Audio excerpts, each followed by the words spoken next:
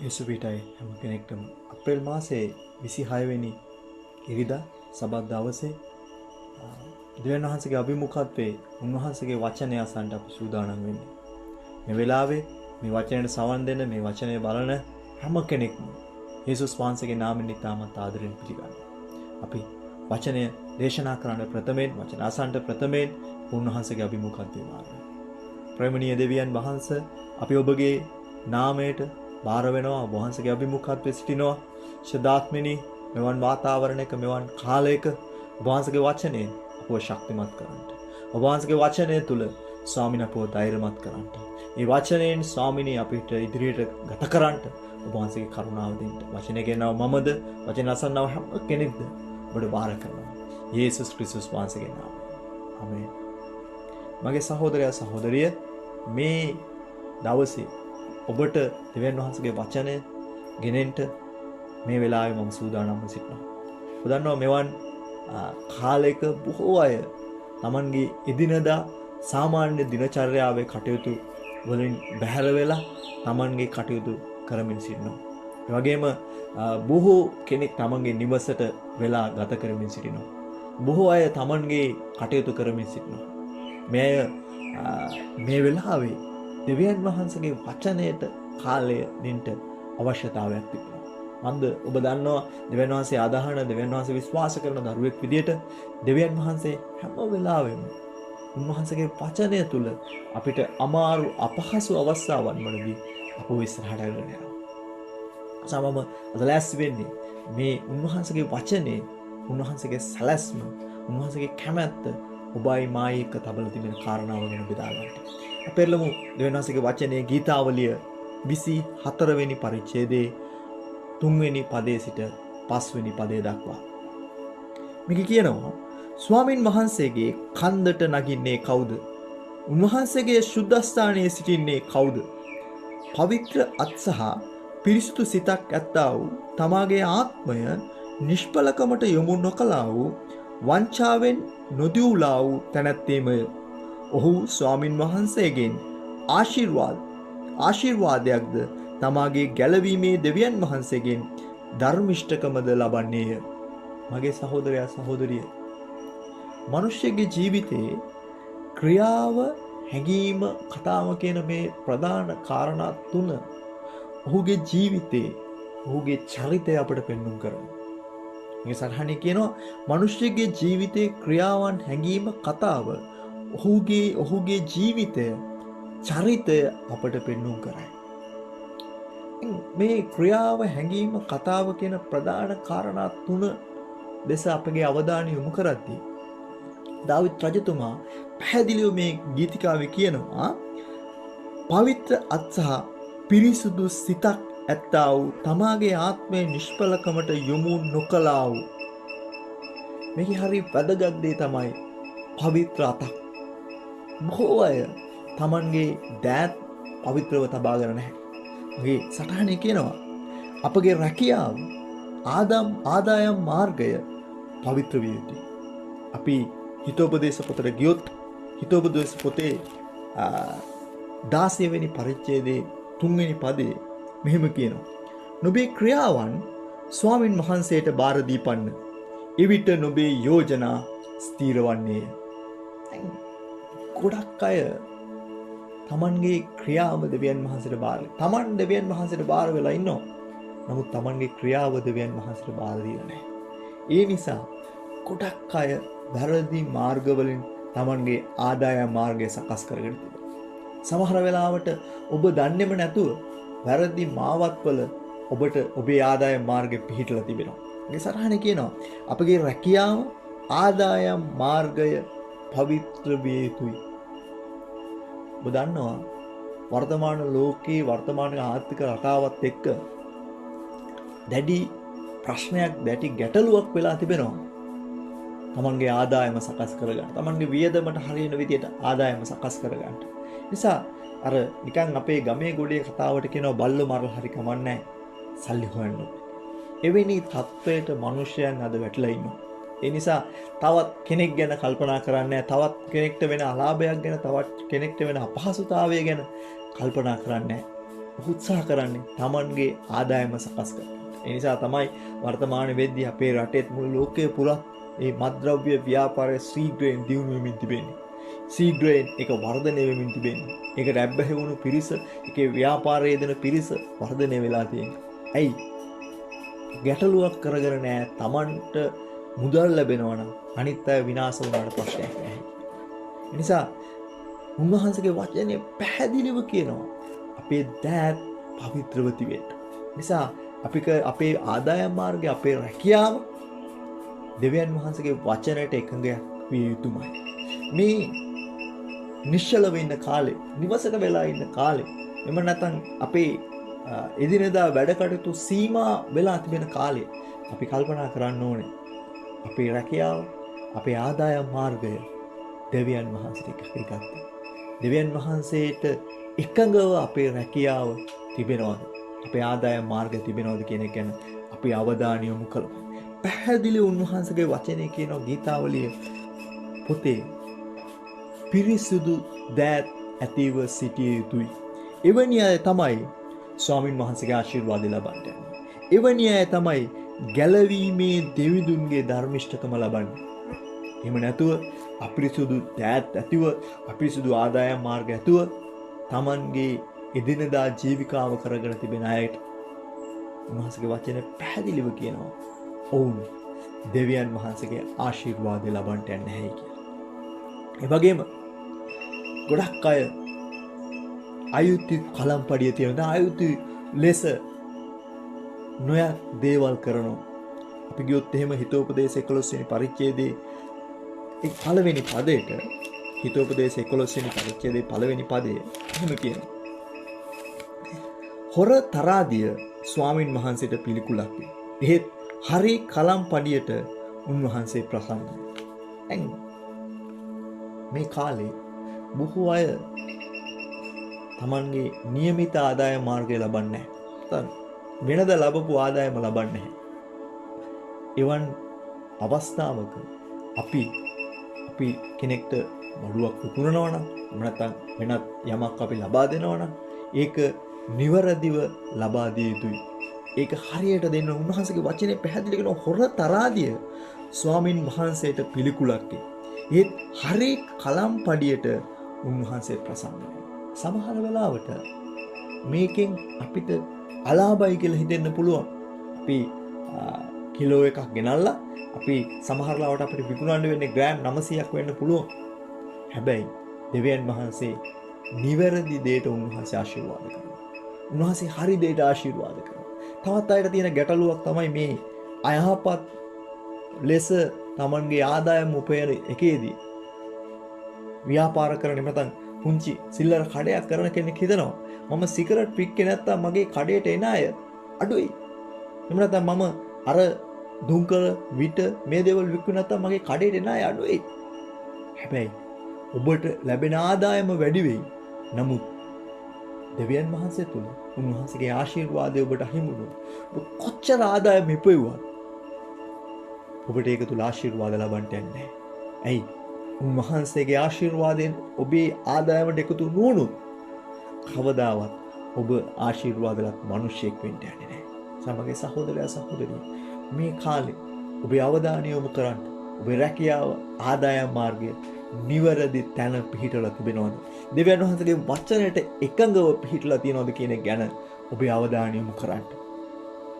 අපි ගියොත් බයිබලේ ආකාන්ගේ ක්‍රියාව ඔබ දන්නවා බයිබලයේ යෂුවා පොතේ ගියොත් යෂුවා 7 වෙනි පරිච්ඡේදයේ ආකාන් කියන මිනිසයා ඔබ කීවල බැලුවොත් 7 වෙනි පරිච්ඡේදයේ පුරාවටම මේ දක්වා ඊශ්‍රායල් සෙනග ජයග්‍රාහීකව හැම යුද්ධයකටම මුහුණ දෙමින් පැමිණියා. හැබැයි හායි කියන නෝර අල්ලගන්න ගියපුවාම ඒක අල්ලගන්න යන්න කලින් යෂුවා කණ්ඩායමක් යවනවා ඒක සෝදිසි කරන්න. ඒ කණ්ඩායම ඇවිල්ලා කියනවා අපි අපේ මුළු සෙනගම යවන්න අවශ්‍ය නැහැ.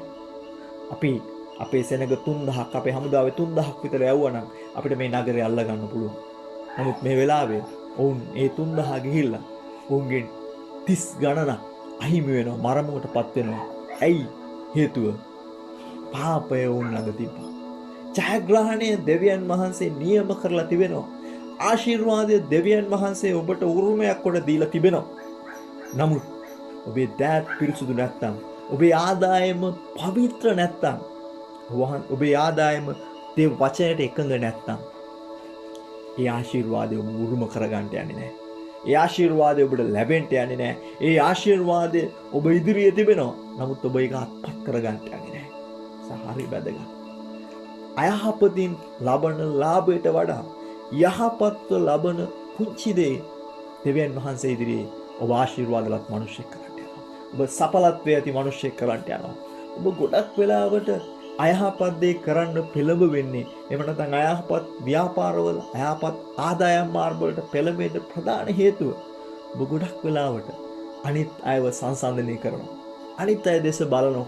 නමුත් දෙවියන් වහන්සේගේ වචනේ පැහැදිලිව කියනවා, පවිත්‍ර දෑත් ඇති මිනිසයා ආශිර්වාද ලබන්න යනවා. උන්වහන්සේගේ වචනේ බොරු වෙන්නේ නැහැ. උන්වහන්සේගේ වචනේ සත්‍ය. උන්වහන්සේගේ වචනේ සැබෑව. ඔබ උන්වහන්සේගේ වචනේ අනුගමනය කරනවා. උන්වහන්සේගේ වචනේ ක්‍රියාවට දාන මිනිසෙක් වෙන්න. පවිත්‍ර දෑත් ඇතුව, පවිත්‍ර ව්‍යාපාරයක් ඇතුව, දෙවියන් වහන්සේගේ කැමැත්තට අනුව සිදුවෙන ආදායම් මාර්ගයක් ඇතුව සිටින්න. එවිට ඔබේ දෑත් පවිත්‍ර වෙන්න යනවා. ඔබට අභියෝග කරනවා, දෙවියන් වහන්සේ විශ්වාස කරන මිනිසෙක් විදියට පවිත්‍ර දෑත් ඇති මිනිසෙක් බවට පත් වෙන්න. එවිට දෙවියන් වහන්සේගේ ආශිර්වාදය ඔබ සමග පැමිණෙන්න යනවා. දෙවියන් වහන්සේගේ ආශිර්වාදය ඔබව ජීවත් කරන්න යනවා. දෙවියන් වහන්සේගේ ආශිර්වාදය ඔබව සඵලවත් කරන්න යනවා. ඊළඟ කාරණාව අපගේ සිත. එහෙම නැත්නම් අපේ හැඟීම් ගැන කතා කරද්දී අපි මුලින් කතා කරා උන්වහන්සේගේ ගීතාවලි 24 වෙනි පරිච්ඡේදය 3 වෙනි පදයේ සිට 5 වෙනි පදයේ දක්වා තිබෙන කොටසෙන් අපේ ක්‍රියාව, හැඟීම, කතාව මිනිසෙක්ගේ චරිතය, මිනිසෙක්ගේ ජීවිතය පෙන්වුම් කරනවා කියලා. අපි ප්‍රථමයෙන් කතා කරේ අපේ ක්‍රියාවට මූලිකත්වය දෙන අපේ දෑත් ගැන. ඊළඟට කතා කරන්නේ දෙවෙනි කාරණාව අපේ සිත. එහෙම නැත්නම් අපේ හැඟීම් වලට මූලිකත්වය දෙන, නැත්නම් හැඟීම් උත්පාදනය වෙන, හැඟීම් පිට කරන අපේ සිත පවිත්‍රව තිබීම හරි වැදගත්. අපගේ සිත පවිත්‍ර විය යුතුයි. සිත නියෝජනය වෙන්නේ අපේ හැඟීම් නිසා. බයිබලයේ කියනවා සිතේ පූර්ණකමින් මුඛය කතා කරයි. ඔබේ සහෝදරයා සහෝදරිය, ඔබේ සිත අපවිත්‍ර නම් ඔබේ හැඟීම් අපවිත්‍ර වෙන්න යනවා. ඔබේ සිත අපවිත්‍ර නම් ඔබ කතා කරන දේ, ඔබ ප්‍රකාශ කරන දේ අපවිත්‍ර වෙන්න යනවා. ඒ හරි වැදගත්. ඔබේ සිත. අපි අහංකාර නොවිය යුතුයි. අපි හිතෝපදේශ 16 වෙනි පරිච්ඡේදයේ 18 වෙනි පදයට කියපුවාම විනාශයට ප්‍රථම, මිනිසෙක්ගේ ජීවිතයේ විනාශයට ප්‍රථම උඩඟුකමද වැටීමට පළමුවෙන් අහංකාර සිතක් වෙයි. විනාශයට පළමුවෙන් උඩඟුකමද වැටීමට පළමුවෙන් අහංකාර සිතද වෙයි. හිතෝපදේශ 16 වෙනි පරිච්ඡේදයේ 18 වෙනි පදයේ කියනවා. විනාශයට ප්‍රථම මිනිසෙක්ගේ ජීවිතේ උඩඟුකම ඇති වෙන්න යනවා. උදාහරණව ලුසිෆර් දේවදූතයා ගැන. ඔහු දෙවියන් වහන්සේට නමස්කාර කරමින් හිටපු, දෙවියන් වහන්සේට නමස්කාරයෙන් මෙහෙවපු දෙවියන් වහන්සේගේ අග්‍ර දේවදූතයා. නමුත් ඔහු දවසක දෙවියන් වහන්සේට වඩා උසස් වෙන්න උඩඟුකම ඔහුගේ ජීවිතේට පැමිණියා. මේ උඩඟුකමත් එක්ක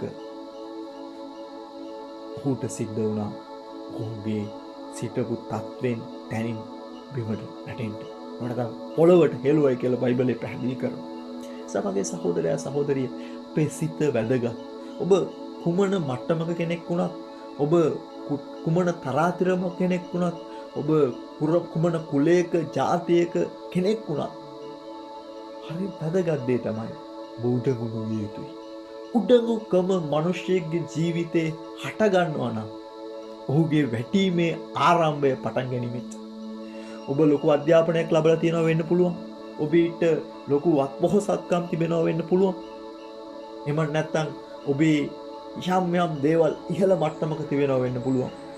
නමුත් බයිබලයේ පැහැදිලි කරනවා උඩඟුකම යමෙක්ගේ ජීවිතයට පැමුණුනහම ඔහුගේ වැටීම ඒත් සමගම ඔහු කරා පැමිණෙන්න යනවා. හරි පැහැදිලි දෙවියන් වහන්සේගේ වචනේ අපිට කතා කරන දේ අපේ සිත පවිත්‍රව තබා ගත යුතුයි. ඔබ දන්නවා අපි ගියොත් රාජාවලිය 1 රාජාවලිය 21 වෙනි පරිච්ඡේදයට මේ 1 රාජාවලිය 21 වෙනි පරිච්ඡේදයේ ඔබ අහලා තියෙන දන්න කතාවක් තිබෙනවා. ඒක තමයි රජතුමාගේ නිවස ආසන්නයේ මාලිගාව ආසන්නයේ තියෙනවා නාබොත්ගේ මිදිවත්.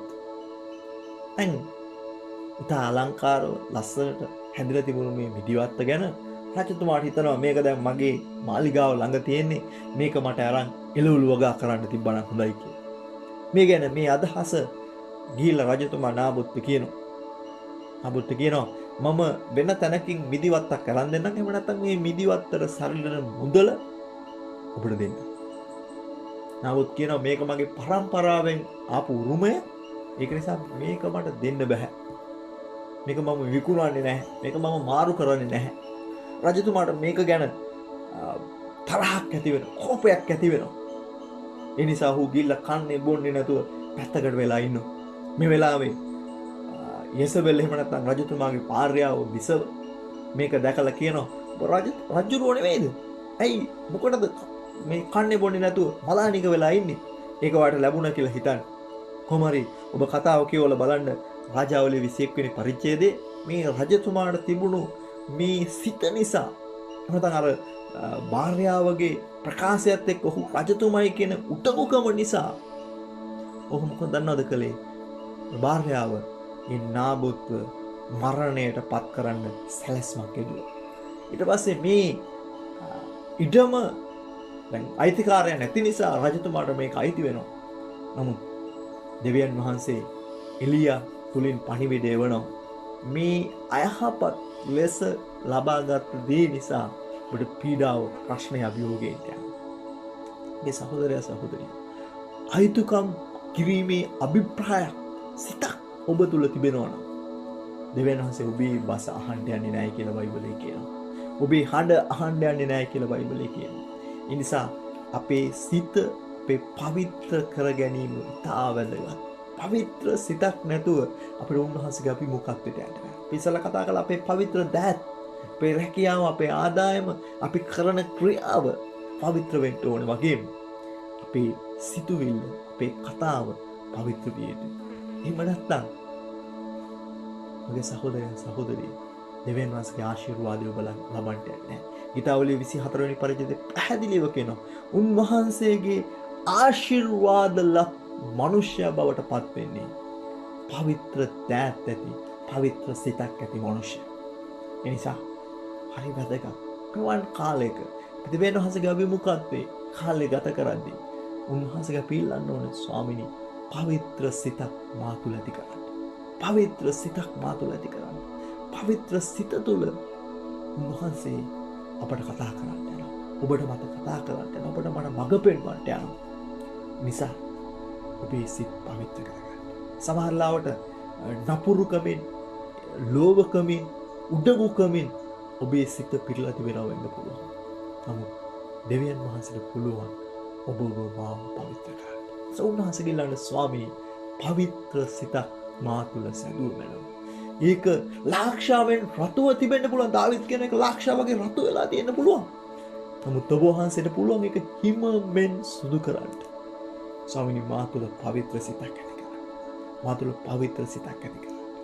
දාවිද් තමන් තුළ එවැනි පවිත්‍ර සිතක් ඇති කරගන්න පිණිස උන්වහන්සේගේ අභිමුඛත්වයේ යාඥාවෙන් සිටියා. උන්වහන්සේගේ අභිමුඛත්වයේ ධනනවමින් සිටියා. එනිසා මම ඔබට ආරාධනා කරනවා. මේ ඉඩ ලැබිලා තියෙන වෙලාවේ, මේ නිස්කලංකය ලැබිලා තියෙන වෙලාවේ දෙවියන් වහන්සේ කියන්නේ ස්වාමිනී පවිත්‍ර සිතක් මා තුළ ඇති කරන්න කියලා. ස්වාමිනී පවිත්‍රකම තුළ ගමන් කරන්නට උපකාර කරන්න කියලා. ඔබ දන්නවද මේ කාලේ බොහෝ අයට තමන්ට තමන්ව මැනගන්න පුළුවන් තමන් දෙවියන් වහන්සේත් එක්ක කොච්චර සම්බන්ධද කියලා.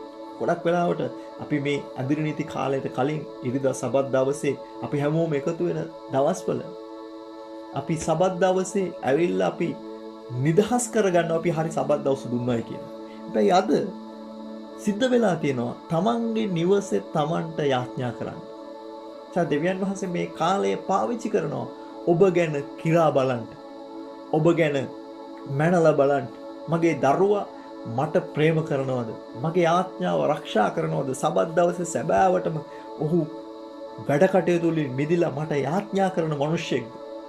නිසා මේ කාලය දෙවියන් වහන්සේ ඔබව කිරා බලන කාලයක්. ඔබේ සිත පවිත්‍රව තබා. මගේ අවසාන කාරණාව. අපේ සිත පවිත්‍ර වෙන්න පුළුවන්. අපේ දහත් පවිත්‍ර වෙන්න පුළුවන්. ඊළඟට අපි අපවිත්‍ර වෙන ප්‍රධාන තැන තමයි අපේ දිව. එහෙම නැත්නම් අපේ වචන. අපේ වචනත් එක්ක මම ඉස්සෙල්ලා පටන් ගත්තෙම ක්‍රියාව, හැසිරීම, කතාව. අපේ ක්‍රියාව සම්බන්ධ වෙනවා අපේ දෑත් එක්ක. අපේ හැඟීම සම්බන්ධ වෙනවා අපේ මනසත් එක්ක, අපේ සිතත් එක්ක. ඒ වගේම අපේ කතාව සම්බන්ධ වෙනවා අපේ දිවත් එක්ක. ගොඩක් අය රැවටෙන්නේ, එහෙම නැත්නම් ගොඩක් අය පාපයට වැටෙන්නේ තමන්ගේ කතාවෙන්. මගේ සටහනේ කියන දිව කපටි නොවිය යුතුයි. රැවටිලිකාර නොවිය යුතුයි. අවංක විය යුතුයි. අපි ගියොත් හිතෝපදේශ 26 වෙනි පරිච්ඡේදයේ 20 වෙනි පදයේ සිට 26 වෙනි පදය දක්වා හිතෝපදේශ 26 වෙනි පරිච්ඡේදයේ මෙහෙම කියනවා. දරන් නැති තැන ගින්න නිවි යයි. එසේම කේලම් කියන්නේ නැති කල තරඟේ නවතින්නේය. ගිනි අඟුරු වලට අඟුරු ගින්නට දරත් යම්සේද ඩබර අවුස්සන්ට තරඟකාර මිනිසයා එසේමය. කේලම් කියන්නේගේ වචන රසවත් භෝජන මෙනි. ඒවත් බඩ තුලටම බැස යන්නේය. සිත නපුරුව තිබෙද්දී ජලුතව තිබෙන තොල් රිදී බොර ගෑවා වූ මැටි භාජනයක් මෙන්ය. රිදී බොර ගෑවට මැටි භාජනයක් කියනවා. පරිදි කරන දරන් නැති තැන ගින්න නිවි යයි. දන්නවද ඔබේ වචන සමහර වෙලාවට ගිනි අවුලවන්න, එහෙම නැත්නම් දබරය පතුරවන්න, දබරය වැඩි කරන්න හේතු සාධක වෙනවා. ඒ නිසා ඔබේ වචන ගැන හරි ප්‍රවේශම් වෙන්න. දැන් මේ කාලේ ගොඩක් අය කියනවා එක දේවල්, විවිධ දේවල් ඔබ සමාජ මාධ්‍ය පාවිච්චි කරනවා නම්, නැත්නම් Facebook වගේ දේවල් පාවිච්චි කරනවා නම් ඔබ දකින්න ගොඩක් අය කියනවා වැරදි ප්‍රචාරය යවමින් තිබෙනවා. වැරදි දේවල් සමාජගත කරමින් තිබෙනවා. ඔබේ මුඛය, ඔබේ වචන එවැනි වැරදි කතා කරන කෙනෙක් බවට පත් වෙන්න එපා. මේ කියනවා අපගේ කතාව වංචා රහිත විය යුතුයි. කේලම් නොකිය යුතුයි. ගොඩක් වෙලාවට අපිට හුරුවක් තියෙනවා, පුරුද්දක් තියෙනවා අනිත් එක්කෙනා ගැන කියන්නේ. තව කෙනෙක් ගැන කතා කරන්න, තව කෙනෙක් ගැන අයුතු ලෙස කතා කරන්න. ඒක මිනිස්යා තුල පුරුද්දක් වෙලා. හැබැයි දෙවියන් වහන්සේගේ දරුවෙක් විදිහට, දෙවියන් වහන්සේගේ මිනිස්යා විදිහට ඔබට වගකීමක් තියෙනවා. ඔබේ දිව දෙවියන් වහන්සේට යටත් කරගන්න. ඔබේ දිව දෙවියන් වහන්සේට යටත්. යාකෝබ් කියනවා අපේ දිවට ගිනි ඇවිලෙන්නේ නිරයෙන්න කියලා. යක්ෂයා කොටක් වෙලාවට මිනිස්යාගේ දිව, මිනිස්යාගේ වචනය පාවිච්චි කරනවා. මිනිස්යාව වර්ධට පොළඹවන්න. මිනිස්යාව වර්ධට පොළඹවන්න. නිසා ඔබ පරිස්සම් විය යුතු කාරණාවක්. ඔබේ වචන වලින් ඔබව කිරා බලනවා. ඔබේ වචන වලින් ඔබව මැන බලනවා. මිනිස්සු ඔබ කොච්චර හොඳ කෙනෙක්ද නරක කෙනෙක්ද කියන එක ගැන තීරණය කරන්නේ ඔබේ වචන වලින්. කොච්චර මෝඩ මිනිසෙක් වුණත් කතා නොකර ඉන්නකම් එයා පඬිතෙක් කියලා අපේ කතාවල කියනවා. අපේ විවාහාරයේ කියනවා. මෝඩයා කතා නොකර සිටනකම් ඔහු පඬිතයා. මේකද කියන්නේ ඔබ කතා නොකර ඉන්න කියලා නෙමෙයි. කතා කරන එක ගැන පරිස්සම් වෙන්න. ක්‍රියා 5 වෙනි පරිච්ඡේදයේ ඔබ දන්නවා අනනීය සප්පිරා ගැන. මේ කතාව බහලා තියෙනවා. මේ ගැන ඔබ දන්නවා. අනනීය සප්පිරා දෙවියන් වහන්සේගේ ඉදිරියේ ඔවුන් ගිවිසුමක් වෙලා තිබ්බා සියල්ල දෙන්න. කවුරුත් කියලා දෙමුන්නේ නැහැ සියල්ල දෙන්න කියලා. හැබැයි මිල ගෙනල්ලා භාගයක් පූජකයා ඉස්සරහ තියෙනවා. ඔවුන් නියම කරගත්ත එක, ඔවුන්ගේ මුඛයෙන් කියපු එක. ඔහුගේ ස්වාම පුරුෂයා ඇවිල්ලා යමක් කියලා ඔහු විනාශ වෙනවා. භාර්යාවත් ඇවිල්ලා අපම භාර්යාවත් එම පොරුවම කියනවා. එම මුසාවම කියනවා. ඒක නිසා මොකද වෙන්නේ? දින්නටම තමන්ගේ ජීවිතේ නැති වෙනවා. ඉඩම විතරක් නෙමෙයි, ආදායම විතරක් නෙමෙයි, උන් බාගෙට තියාගත්ත දේ විතරක් නෙමෙයි, උන්ගේ ජීවිතත් නැති වෙලා යනවා. ඒ නිසා අපේ මුඛය හරි ලෙස නිවැරදි ලෙස පාවිච්චි කරන එක හරි වැදගත්. මෙවන් කාලයක මෙවන් අවධියක මෙවන් අවස්ථාවක අපි ජීවත් වෙන්නේ දෙවියන් වහන්සේගේ දරුවෙක් විදිහට වගකීමක් ඇති මිනිසෙක් විදිහට ජීවත් වෙන්න. මේ දෙවියන් වහන්සේගේ වචනේ අපිට පැහැදිලිව කතා කරන දේ, දෙවියන් වහන්සේගේ වචනේ පැහැදිලිව කියන දේ තමයි අපේ ක්‍රියාව, අපේ සිතුවිල්ල, එහෙම නැත්නම් අපේ හැඟීම, ඒ වගේම අපේ කතාව නිවැරදිව තබා ගන්න. එවිට ඔබ ආශිර්වාදලත් මිනිසෙක් වෙනවා වගේම ඔබ අන් අයට ආශිර්වාදය ලබා දෙන බෙදෙන මිනිසෙක් බවට පත් වෙනවා. මේ සුද්ධ සබත් දවසේ මම ඔබට අභියෝග කරන්නේ, මේ සුද්ධ සබත් දවසේ ඔබත් එක්ක මේ කතා කරපු කාරණාව විශ්වාස කරනවා. ඔබ යහපත් ක්‍රියාව ඇති, යහපත් හැඟීමක් ඇති, යහපත් කතාවක් ඇති මිනිසෙක් බවට පරිවර්තනය වෙනවා. එවිට ඔබ ගෞරව ලබනවා විතරක් නෙමෙයි, ඔබ අදහන, ඔබ විශ්වාස කරන දෙවියන් වහන්සේ ගෞරවයට මහිමයට පත් වෙන්න යනවා. අපි ගියොත් කොලොස්සි 3 වෙනි පරිච්ඡේදයේ 17 වෙනි පදයට, කොලොස්සි 3 වෙනි පරිච්ඡේදයේ 17 වෙනි පදයේ මෙහෙම කියනවා. තවද නොබලා වචනෙන් හෝ ක්‍රියාවෙන් හෝ මොකක් කරතත් සියල්ලම ස්වාමී වූ යේසුස් වහන්සේගේ නාමයෙන් කරමින් උන්වහන්සේ කරුණ කොටගෙන පිය වූ දෙවියන් වහන්සේට ස්තුති කරපල්ලා. බයිබලයේ පැහැදිලිව කියනවා ඔබලා මොන යමක් කරතත් ස්වාමින් වහන්සේට මෙන් කරන්න, ස්වාමින් වහන්සේගේ නාමයෙන් කරන්න. එවිට අපි යහපත් මිනිසෙක් වෙන්න යනවා. දෙවියන් වහන්සේලා ආශිර්වාදලත් මිනිසෙක් වෙන්න යනවා. ගීතාවලිය 24 වෙනි පරිච්ඡේදයේ කියනවා වගේ ඔහු ස්වාමින් වහන්සේගෙන් ආශිර්වාදයේද ගැලවීමේ දෙවිඳුන්ගෙන් ධර්මිෂ්ඨකමද ලබන්න යනවා. ඒ නිසා ඔබ දෙවියන් වහන්සේ ඉදිරියේ ධර්මිෂ්ඨ මිනිසෙක් කොට දෙවියන් වහන්සේ වෙනස් කරනවා. ඒ වෙනස්කම තුල ගමන් කරන්නට දෙවියන් වහන්සේ ඔබට ආශිර්වාද කරනවා. මම කැමතියි ඔබ වෙනුවෙන් යාඥා කරන්න. ප්‍රේමණීය දෙවි පියාණනි, මේ අනර්ග සවස් දවසේ අපි ඔබ වහන්සේට ස්තුතිවන්ත වෙනවා. ඔබ වහන්සේගේ වචනය තුල මටත් මේ වචනය අසන්න වූ හැම කෙනෙක්ටම ඔබ වහන්සේ කතා කරන නිසා ඒ ධර්මිෂ්ඨකමේ මිනිසෙක් වෙන පිණිස ඔහුගේ ක්‍රියාව, ඔහුගේ හැඟීම, ඔහුගේ කතාව හරි ලෙස ගොඩනගා ගන්නට උදව් කරනවා. අපි දුර්වල වාචන, අපි දුබල වාචන, නමුත් ඔබ වහන්සේගේ ආත්මයන් වහන්සේ කරන කොටගෙන, ඔබ වහන්සේගේ කුරුස පූජාව කරන කොටගෙන අපේ අපවිත්‍රකම පහ කරලා ඔබ වහන්සේගේ ප්‍රේමය, කරුණාව අපිට වඩ. මේ දවසේ මේ වචනය අසෝ අපි හැම කෙනෙක් ඔබට බාර කරනවා. ස්වාමීනි, ඔබට ආශිර්වාද කරන්න. මේ කාලේ විශේෂයෙන්ම ස්වාමීනි ඔබ වහන්සේ වුන් රැකවල් කරන්න.